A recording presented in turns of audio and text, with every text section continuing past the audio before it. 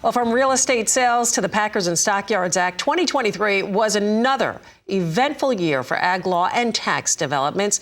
And as we embark on this new year, it is important to look back on lessons that we've learned from these various issues.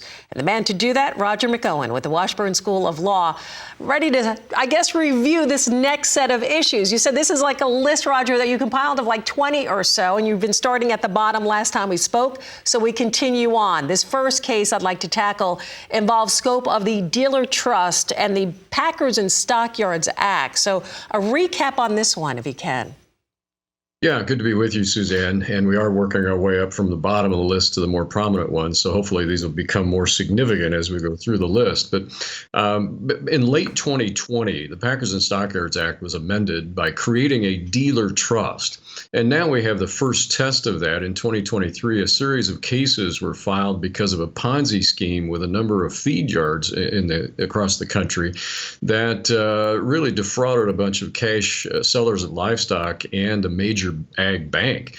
And what the question is in the case is, what is the scope of this dealer trust, which the purpose is to hold the funds for these unpaid cash sellers in a trust outside of the bankrupt feed yards bankruptcy estate? Because if it's in the bankruptcy estate, then an unpaid cash seller of livestock is going to not have priority over a prior perfected lender. Major implications, millions of dollars involved in this case. And in 2024, I think we'll figure out what the scope of that is. Another case that I thought was interesting last year involved equity theft in Minnesota. Speak to the highlights here. Yeah, this went all the way to the U.S. Supreme Court, and it was a unanimous opinion of the court last summer before its term ended. And what this was, the specific facts of the case, which does have an agricultural tie to it, was a homeowner in the Minneapolis area got behind on property taxes, and the state, through the state legal process, came in and sold the property at a public auction to pay the taxes off. And then the state just simply kept the proceeds of the sale in excess of the state tax debt that had to be paid. So they kept all of her equity in the property. And the U.S. Supreme Court said, no, that is a taking under the Fifth Amendment. She's entitled to the equity in her property. And so the state of Minnesota, the county of Hennepin, has to pay that back. The thing is, there are 12 states across the country that have similar statutes.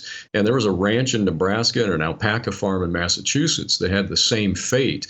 And now the U.S. Supreme Court has straightened that out. That's really a big deal. Wow. Many companies I know, including agribusiness retailers, utilize customer loyalty programs as a means of attracting and keeping customers. Tell us about this. Yeah, we all are familiar with this. We go to the gas station and we collect rewards, or we get an account that builds up rewards. We go to a farm store and they have a rewards program. We go to a hotel or flights and we can pick up free miles or free hotel stays. That's what a customer loyalty reward program is. And we had a major case toward the end of 2023 involving Hyatt Hotel Corporation, and they had a member loyalty reward program that they required the participating hotels to contribute to a fund. And out of that fund, then the parent corporation would reimburse the member hotels. Well, they never reported any income from the fund, even though they managed it. They invested the proceeds in the fund. They set the reimbursement rates for it. They basically controlled it. And by doing that, by maintaining so much control, they removed themselves from an exception from taxability on those funds. The tax court said, you have to pay tax on those funds. You have to report that into income.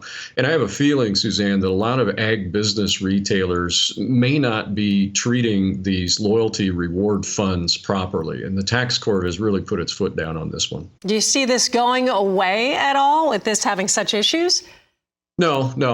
We'll still see customer loyalty reward programs. It's just a message here as to how these need to be booked appropriately and treated on the tax return.